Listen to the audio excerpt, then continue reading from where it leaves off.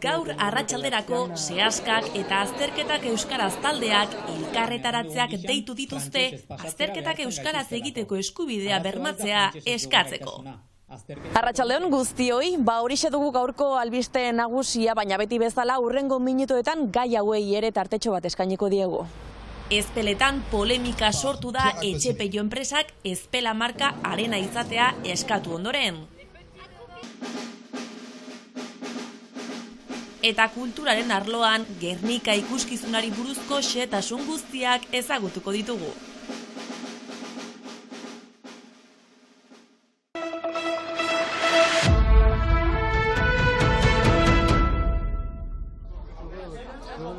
Eztabaida bizia piztu da Ezpeletan Ezpela markaren gainean.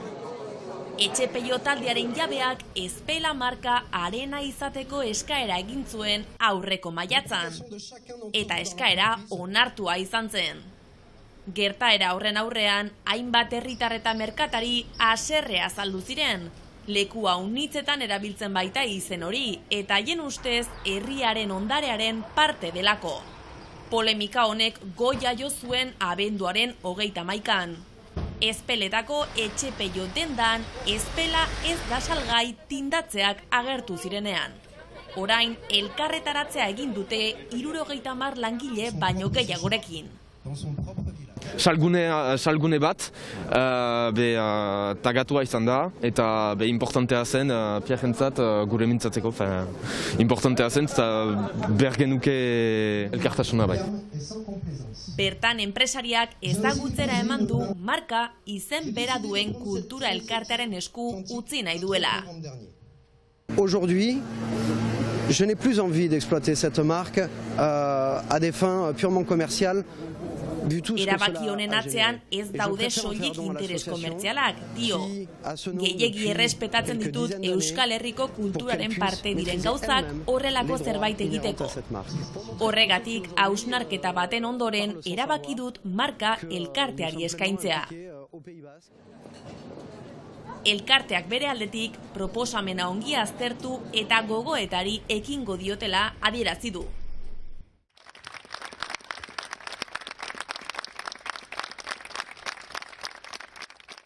Très mal.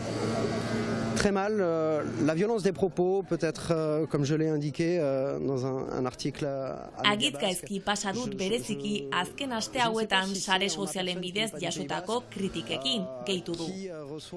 Nabaritzen dut nire identitatea mezu askotako horien atzean ezkutatzen den zerbait dela. Ni ez bai naiz Euskal Herrian jaio. Argi utzi nahi dut urteak daramatza dela hemen eta unitz errespetatzen dutela lurraldea.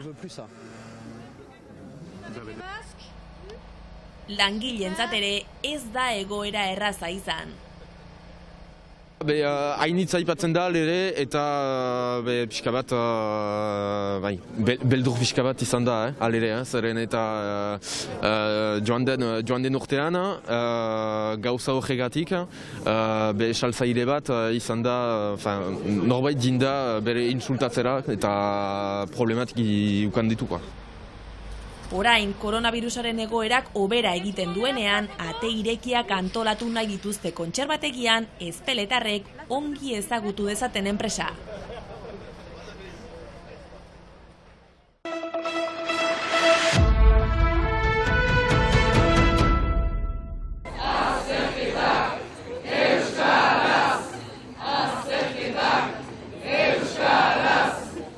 Gaur arratsalderako sehaskako batzorde egileak eta azterketak euskaraz kolektiboak mobilizazioak antolatu dituzte. Eskaera nagusia da azterketak euskaraz egiteko eskubidea bermatuta egotea. Gogoratu beharra dago abenduaren 16an Frantziako Hezkuntza Ministerioak azterketak arautzeko zirkularra plazaratu zuela.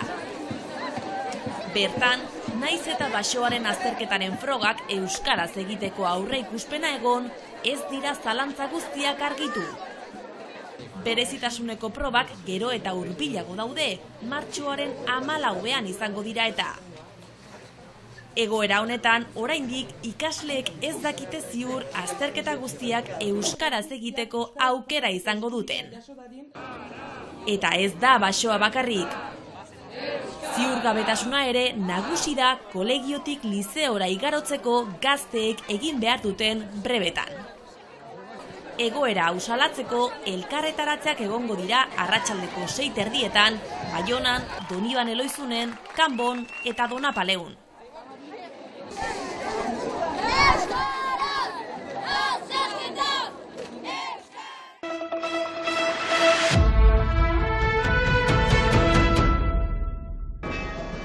Gernika da Marta Narriak koreografoaren azken lana.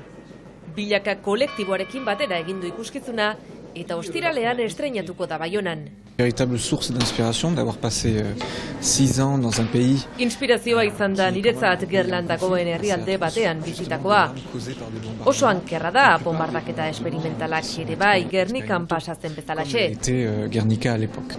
Bost dantzari, 3 musikari zuzenean Euskal Herriko historian mugarri izan den Gernikako bombardaketa abiapuntutzat hartuta. De ce village vivant. Pieza narratibo bat da, bizi-bizia zen herri bat nola bilakatu zen hilerri. Ezin da dena ordu betean kontatu, gerora ere gertatu zena, frankismoa eta bar. Baina saiatu gara, sorpresarako utziko du zer aurkituko duzuen, baina ideia itxaropen mezua helaraztea da. Un message d'espoir à travers la danse, la musique, la tradition, la modernité, le présent, le passé.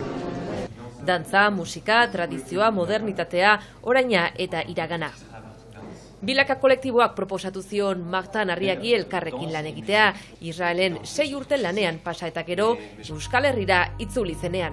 Badira bi elementu jananek bere lana ikusi ginean, izan ziren, izan waltz, izan fosil, eta elementuekin lan iten du Martenek bere sorkuntzetan, eta hori da amankomunean dugun puntu bat bilakarekin. Zenta guk ara izan saio zeron, izan neguan, sua, ura, guk ere lan egiten dugu elementuekin.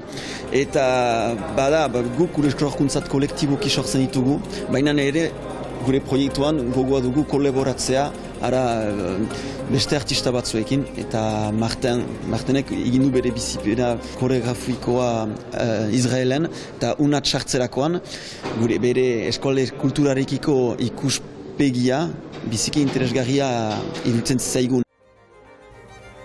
Bilaka konpainia duela 2 urte profesionalizatu zen, eta aukera paregabea da Arriagekin lan egitea.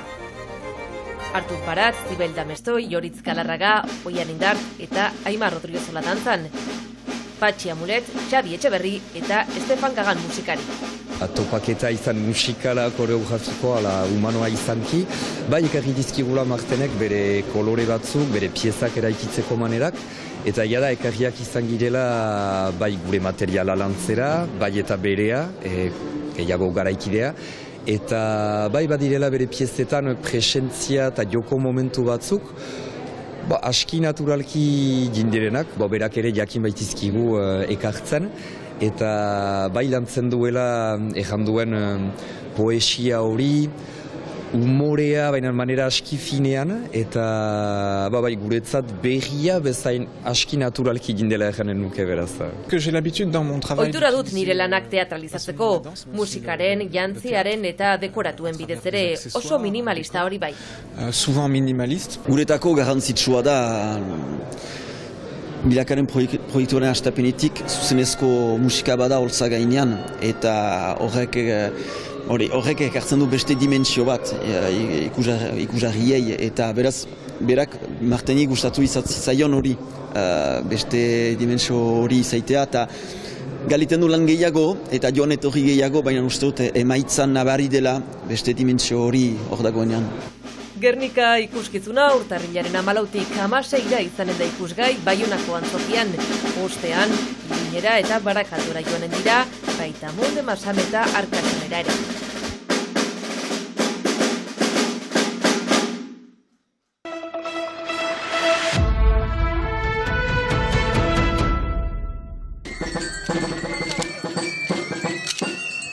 Igande honetan hasiko dituzte aurtengo maskaradak atarratzen.